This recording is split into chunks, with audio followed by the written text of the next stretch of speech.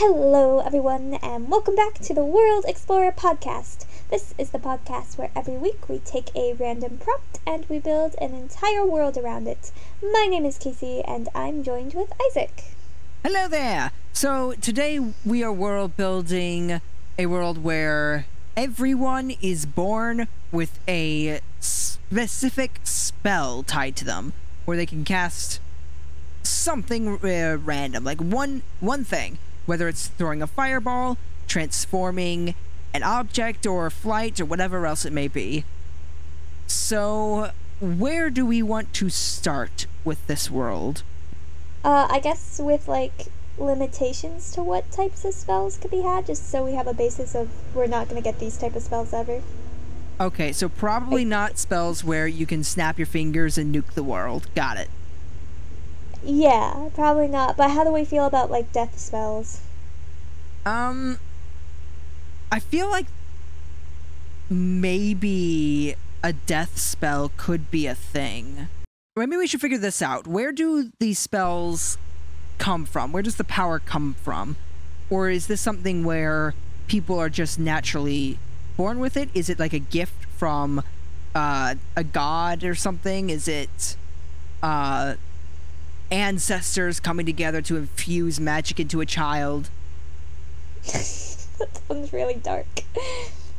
I just imagining a summoning circle, and they put the infant in the center, and then they all start chanting and walking around and pouring blood over the kid. I was thinking more as a gift from the past, where they come together in gold sparkling lights, as gold sparkling, almost firefly pixie dust images of them appear as they gently place their hands on the child's forehead, and bright light glows, and then suddenly they have the ability to grow plants or shoot lightning or something.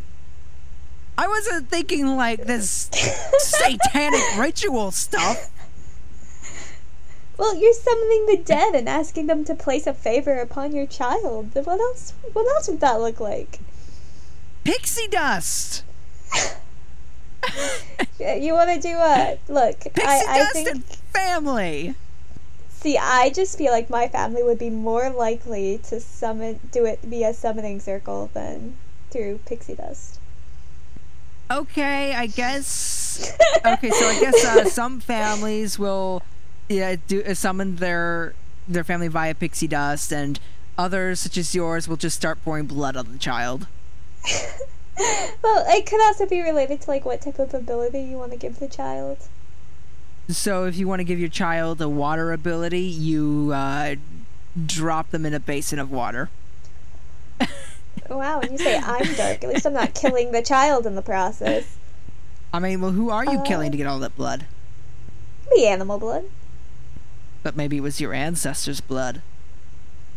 No, we're trying to summon the ancestors. And with their blood. That's how you do it. So you're saying that that people before they die, they drain all the blood. I think we're in getting jars, off track for future generations. Okay, so I don't think we're going with the blood route. Let's avoid the blood route. Get back on track. Make something that's not as disturbing. Okay, we can have pixie dust and... Well, we don't even need the ancestor thing. I want to know, do we want to go with the ancestor gift route?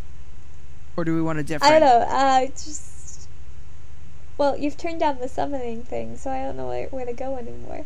Well, you can still summon, we just don't summon with blood being poured all over the child. I think having, the ancestors is an interesting idea. I'm trying to think, what type of gifts they would give children for that Here's reason. An idea. Yeah? Your gift is somehow tied to the family. The family all tends to have, one specific type of gift. Or it's somehow related to something. Maybe your family is associated with water. And so you have some family members who can summon storm clouds. Some family members who can create giant waves. Some that can create springs that shoot from the ground.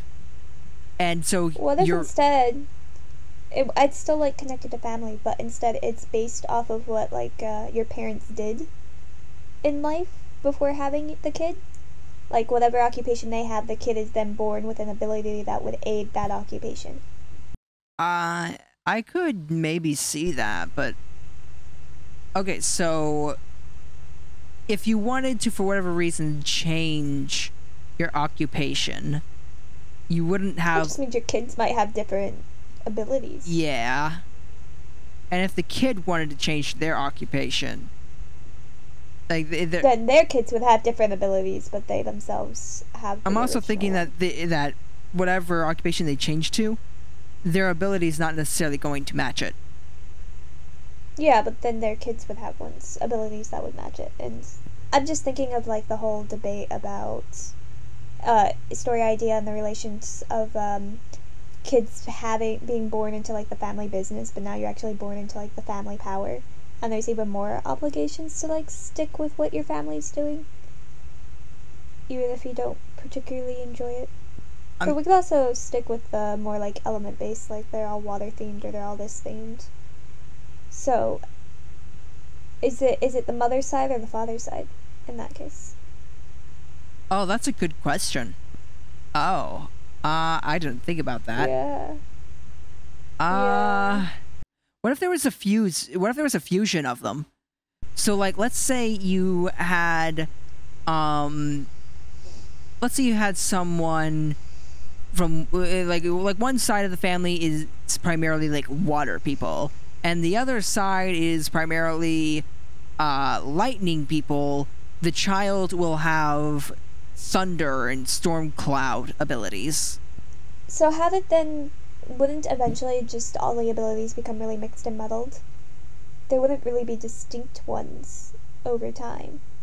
I mean, I don't see why there wouldn't be distinct ones, because I think that if you get two mixed and muddled ones, you could still find a more distinct one in between, probably. So it would be like on a spectrum, like would some kids be more inclined to like the dad's ability and some to the mom's, and then some get mixed? Maybe. It might also depend on like how many ancestors are summoned from each side of which family. What do you mean ancestors summoned? Are we sticking with the summoning I thought that's thing? what we were doing. Like it's a gift from the ancestors.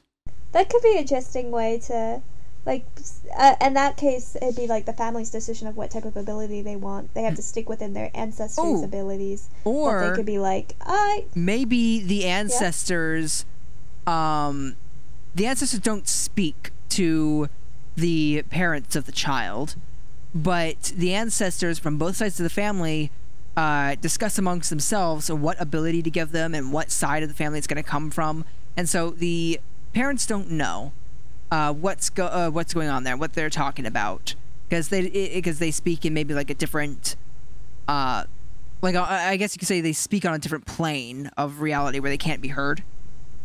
And then you have a family where it's just like, yes, all of my family, like throughout history, the entire side of our family has always had stone abilities, and they're excited to have their child with a stone ability. Then suddenly their child has the ability of grass, and they're like, what? Why does the child have grass abilities? And they're very confused as to why the ancestors would give them this grass ability, but the ancestors know better than to give this child rock ability, because they see into the future, and they understand that this child's destiny is to unite the world via grass somehow. I was thinking more along the lines of if you do something, you didn't get along with your grandparents very well, they could just spite you by giving your child a really sad ability. Oh, that would be great. I love that. I mean, you could really have it either way, where you could have some ancestors are like, we are going to give what we believe this child will do best within life. And then you have other ancestors who are like, I hate my great-grandson. I'm going to give his child some garbage ability, like the ability to draw lines in dirt. Take that, Jonathan. Sure. I don't think that's a magical ability. I feel like it would be a little bit more powerful than that. Stick. But yeah, it would be something that just the parent wouldn't want. Yes, I can see that happening. I can also see really big family feuds occurring between different families. Like if you have, if you have two families, and sure, let's say in the past they didn't get along well, but now they're pretty chill and they're okay with each other and they're starting to marry into each other. That doesn't mean the ancestors are still chill with each other, especially considering they remember what the original feud was about. So obviously, they're gonna still be bitter about it. But now they're brought together over this child who they both want maybe their ability for. And next thing you know, like, the child might just get stuck never having ability because his ancestors are still debating about what to give him. And by that, I mean they're just having a full-out war in the spirit realm. Yeah. Like, there's so many different ways that you could take this. I guess we should stick that the ancestors only have the ability to give once just once and it's done. Yes. And I'm assuming they also can't change it once they dictate it. I would say so, yeah. Oh, there's an interesting plot line, though. You've got a character who's not happy with his ability, and then he hears of some magical way to remove the ability and ask the ancestors for a new one. And then he goes on a quest to try and find this way of removing his ability. And along the way, he learns that he was given his gift for a reason. And by the time he finally achieves the ability to remove it, he realizes, I don't want to get rid of this ability. It has served me well, and the ancestors gave it to me for a reason. And the ancestors are sitting there going, good, you've learned well. And then they all disappear into pixie dust. But also, we just gave it as a joke. But, you know, we're glad you appreciate the joke. And then they fade away into dust. Or I feel like that sort of plot line would work better, though, if it was a Destiny thing, where, like, the ancestors just knew that this ability was meant for them, that they needed this ability for some reason. It could also just be that the ancestors just try their best to guess it, but they don't actually know. Yeah, they could also do that. Like, there's so many different ways you could take this. But they could pretend to know, which could cause even more trouble. Like, people start believing that their gifts dictate for, like, a certain reason, a certain purpose. But the reality is, their ancestors are just looking around and saying, like, I think this could be useful for you. I hope it is. I don't know. The world keeps changing and I can't keep up with it in my ghostly state, but we'll give it a go, type thing. But now these people think that they're destined for these great grand stuff, when in reality, they're just living life. And they get what they get. It's like a great grandparent looking at their child in modern day and being like, so you guys are into the emojis, I hear. Your special ability is going to be summon an emoji in front of your face at will. This shall be the primary method of communication for you. I can see that happening, the poor kid. Like, grandparents who just don't understand modern technology, and now all of a sudden they're trying to give kids gifts that they think will benefit them. This could go horribly, and it'd be really funny. Yeah, but that's the sort of thing that you could see happening. I never even thought of, like, putting this in, like, modern day sense, but I think this world would almost be better in, like, a more modern era where you have your ancestors from, like, 1,000 years ago who never touched a computer or a typewriter or a refrigerator or indoor plumbing. They don't know what's going on here, but they're trying to be helpful still, as they have for generation after generation after generation. Yeah, it's like, we're gonna give you the ability to get instead of having to lower your bucket down into the well to get water, now you can bring the water up directly to you with magic. And that is your spell. And it's just like, but yes, we don't use wells anymore, great great grandma or whatever. It's like, I mean, but controlling water is cool, but this isn't full control over water like waterbending. It's just shooting it up from the ground. That's actually really funny, though. I guess that's true. Like, if we wanted to keep the powers more limited and, like, simple, I guess that would kind of make sense with the world like this, when everyone has the abilities, that all the abilities would be, like, very small and not drastic things. Yeah, but I feel like maybe when you have, like, a grandparent from, like, 1,000 years ago talking with a a grandparent from like 20 years ago, the more recent grandparents gonna be like, actually, we have indoor plumbing now. There's no need for that. Well, also they get to watch what's happening and stuff, but so like they're seeing it all happen. But I feel like seeing something happen and actually using and interacting with it are two different things. Yeah, like they can see it, but they can't interact with it. So they'll see people playing video games and sending emojis to each other, but they won't understand how they're used or how important they are, or when they're not meant to be used. So would kids get cursed by like ancestors? Oh, that's a good question. Can they get a negative magical ability? I'm just thinking like a Sleeping Beauty situation. I was also thinking of something like Ella Enchanted, where she's given the gift of obedience. Yeah, I've been thinking about Ella Enchanted too. She meant well. I'm not sure she did. I think she meant well. She was annoyed at the child, and so she gave her the gift of obedience. I mean, she acts like she's just a bit narcissistic is the problem. I mean, at one point, isn't she drunk in the movie? I don't think was she drunk? I haven't seen it in a long time. She got a ticket for driving. So there's like this whole what? scene where she's got like a DIY for flying. Oh. And it shows a scene of her like trying to walk across the line like they do with drunk people, and her. That might have happened. It has been too many years since I've seen this movie. It's such a good movie, though. I need to go back and rewatch it. I'd watch it with you. It's a fun movie. I'd be down with that. Yeah, I think being able to like, I think having respect for ancestors has to be a really important thing, because if you mess with the ancestors, your kids get cursed. And also, keeping track of like family rivalries might be even more important, because you could be like, I really like this person, I want to marry them, but also several generations back, our great grandparents had this really big fight, and I bet you they're not over it, even though they've been dead for 200 years.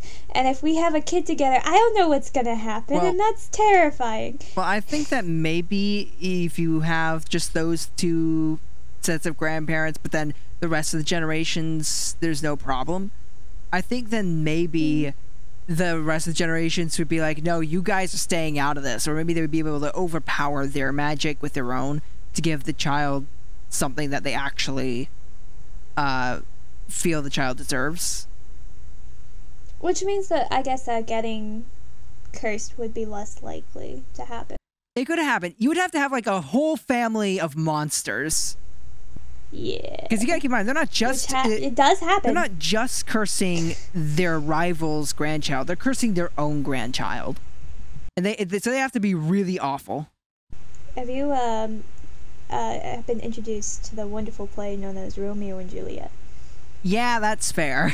But yeah, you will have children who are cursed, but it might not be something that happens that often. And then I think that at that point, if you know your family's history, and you know your recent family tends to be very aggressive and they all hate each other and everything, then I think that you just might not let your child get a gift. Because imagine this being a thing where it's like, yo, you bring your child to an altar or some sort of ancient magical place or something like that. I think this is a forced thing. What? I think the ancestors just come if you don't show up. Like, that's even more disrespectful, if anything. Like, if you don't bring your child to the ancestors. Because now you're saying you don't trust them to give them a gift. And if I was an ancestor, and they didn't bring the kids, I'd be a little hurt and offended and want to go seek out the child. And that could cause issues. Because now I think what that invites, that people might not realize, is the ability for one singular ancestor to hunt out the child and give a gift of their choice without consulting the others. That would be a problem. Yeah, so I think it's actually very important that the family, that they summon all the ancestors, because the majority should help the kid have the best shot, rather than risking only a few ancestors showing up. Also, like, siblings would not want to have kids around the same time. It risks, like, splitting the family, and then, like, one kid getting some really unlucky with half the family that decided to come support them. Yeah.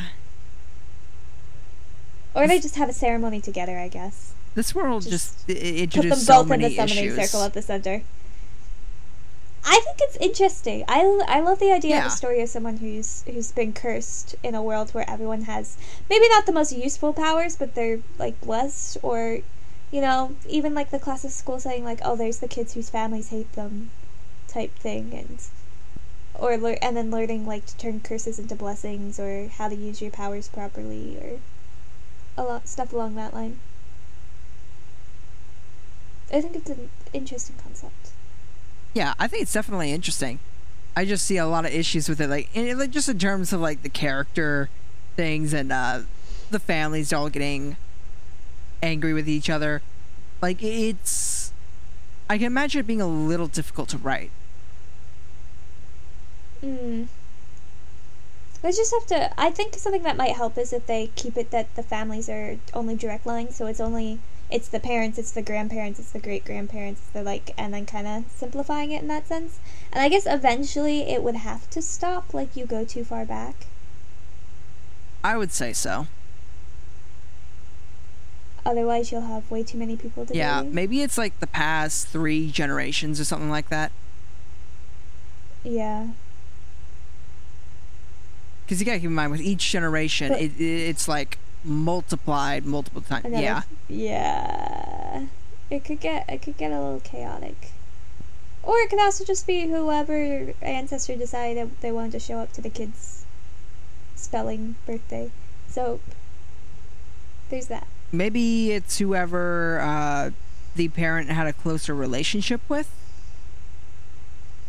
But I kind of like the idea of like having ancestors further back being involved in the spells. I think that's one of the cool aspects of it. So I'm just trying to figure out how to make that work where it doesn't get chaotic.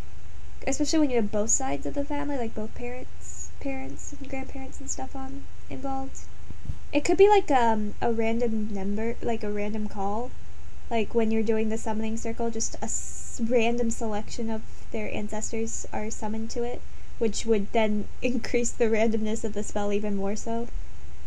Like, sure, you could get your mother, or the grandma of the child come and be really supportive of it. Or you could get, your great ancestor from, 20 generations ago who has no clue and has kind of just been roaming around in the desert because they got lost there a while back. And they just get finally freed to come see this child, and all they can think of is sand. Sand. And next thing you know, the kid can control sand. I mean, that's not a terrible ability. I mean, you'll never lose a sandcastle competition. That is true. Well, it depends. Can you control wet sand or not? I would say yes, because you're moving the sand and you're just carrying the water that's in the sand. Okay, in which case... Yeah, you're not controlling the water. You're just controlling the sand. But by doing that, you're controlling the water. It's like carrying around a glass of water. You're not controlling the water, you're controlling the glass, but the water's in the glass, so it moves with it. Okay, that makes sense. But I could see, so it could just be 5 or 6 people from each side get randomly selected, and I think the newer you're dead, the higher chance you have to be summoned. And I don't know what that ratio would be, because who knows? I don't know. The grandmother has a higher chance of being summoned to this thing than your ancestor from 3,000 years ago. But that doesn't change the fact that your ancestor from 3,000 years ago could still be summoned to this thing. Yeah, I like that idea where it's like you just might have some guy who's just very random shows up. But also that person probably has a million other grandchildren. Do you have any idea how many descendants Attila the Hun has today? That's which could also be another factor. If they're summoned to someone else, they're not going to be able to summon to this child, which means that it gets re-rolled and someone else gets selected, which again increases the chance of a younger, newly departed ancestors coming in instead. And especially if you, again, just keep it directly to, you're not going to have aunts or cousins and uncles or anything. It's just the grandparents, great-grandparents, direct. Yeah. You just also have to keep in mind, we're all descendants... Adam and Eve could be summoned. I was going to say, we're all descendants of the same 2 original people. They're just very busy. They're just constantly just summoned to different birthdays at all times.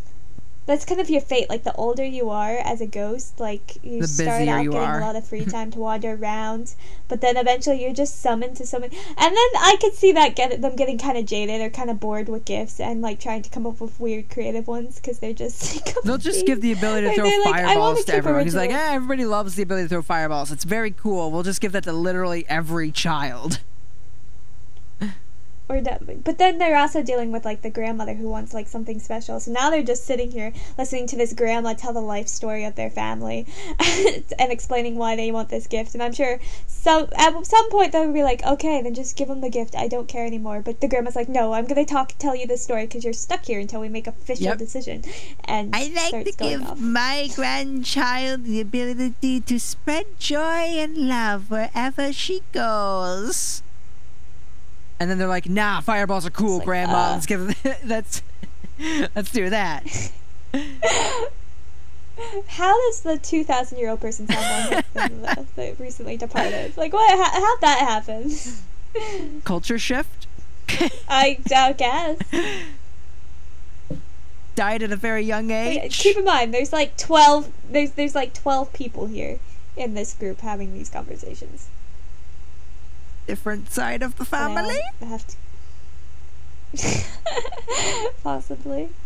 So gift-wise, can gifts like beauty or just good musical talents and stuff like that be considered a gift as well? Maybe. I think because we're talking about magical abilities specifically, so I'm not so sure about that. Maybe the ability to play multiple instruments at the same time, like play a trumpet and a harmonica, even though they both require you to... I was about to say, how does that work? It floats around the person and they get played. I mean, it's not like what I would say is the greatest ability in the world, but like it's not a terrible one. Maybe terrible by comparison to others. I'd still prefer the ability to shoot fireballs. I think that's too much of a hazard and honestly kind of useless in the modern setting. It is, but it's so much fun. It's good for getting rid of the snow when you don't want to shovel it. No, because then you just melt it, and then that freezes, and then you evaporate it, and you run it, and it melts and runs off the driveway because you're on a slope. I saw a video of one guy that cleared his driveway with a flamethrower. Is that something you want to do in life? Kinda.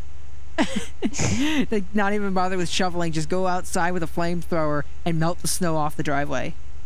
That can't be good for the driveway, though. I mean, it didn't seem to hurt his driveway. Okay. His driveway's pavement. I have mixed feelings about the idea of you having a flamethrower. I'll be careful most of the time. Okay. So you would I would rather just have something more practical. You mean like a shovel? No, I meant power-wise. Levitation would probably be a good one. Levitation, teleportation. Teleportation could be fun. Useful for me considering how much driving I do in life. Well, I was thinking levitation, like just the ability to move stuff around easily. Yeah. Levitation just has so many practical uses. Like there's little small things where you're just feeling lazy, like the remote's just out of reach. Levitation, pull it towards you. Or it's you need to help somebody move. Levitation. Just pick stuff up and put it into the back of a truck. You have to go. You don't have enough arms to carry everything. Well, levitation. Now you can carry everything, no problem. It's just useful. You need to clean up fast. Levitation. You can move a bunch of stuff in different directions all at once across the room. Like, levitation's very useful. I think you'd have a lot of, like, the classic magical abilities, like invisibility, speaking with animals, controlling various elements, levitation, like, flying, things like that. Like, I think there'd be a lot of classic. And then there'll always be that special child where the ancestors tried to be clever about it. And they hate it. And they're, like, stuck shape-shifting into a butterfly or something like that. Like, if they could shape-shift to anything they wanted, that would be a cool ability. But if you're limited to a butterfly... I think that'd be too much. I do think there has to be limits. Like, I think teleportation, it might be... You can only go as far as you can see. Yeah. Invisibility, there's probably a limit, like, part of you see... Like, I think it's definitely... There's small-scale abilities.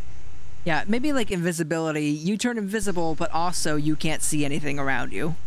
Might be painful. I think it's more like invisibility, but you can only hold it for like 5-10 seconds. Yeah, probably. Enough if something embarrassing happens and you need to escape, you could do it. But not so much that you can break into a bank easily and take all the money and no one ever see you. Mind you, that's still long enough to murder someone, though. It is. Yeah. You only need 10 seconds. This just got scary. But what are the chances we can end it now. What are the chances that the murderer it was given an invisibility spell? Well, so here's the thing. One might say that you make the power, but in reality the power might make you. And if you were given invisibility, just the temptation to do some mischievous stuff. That's true. Like when you're given that kind of ability and no one else might want to go and become a thief or something. Pickpocketing. And then you get caught once, and next thing you know there's blood on your hands, and then you decide you like it, and now you're a serial killer that just flashes in and out and no one sees. We can end it now. And this is a good place to end it. Oh yeah, no, 100%. I love ending on positive notes. Good time. I promise everyone, I'm in a good mental state. Anyway, we'll be back next. No, maybe not next week. I don't know. We'll find out. We might skip a week. I don't know. We have plans, but we'll be back the fall. We will be back with another podcast episode at some point, and it's a fun one. Yes, by the sounds of it. It's one that I've been wanting to make for a while. Well, I don't know how fun it is. It's like it's a very basic idea, but it's Isaac. The goal here is to hype up the next episode so they stick around and watch it. It's gonna be super exciting, guys. You gotta jump on into the podcast episode along with us because we're starting a new trend and it's gonna be awesome and amazing and also amazing. See you guys next time. Bye. Now you've scared them all away. Good job. Bye bye.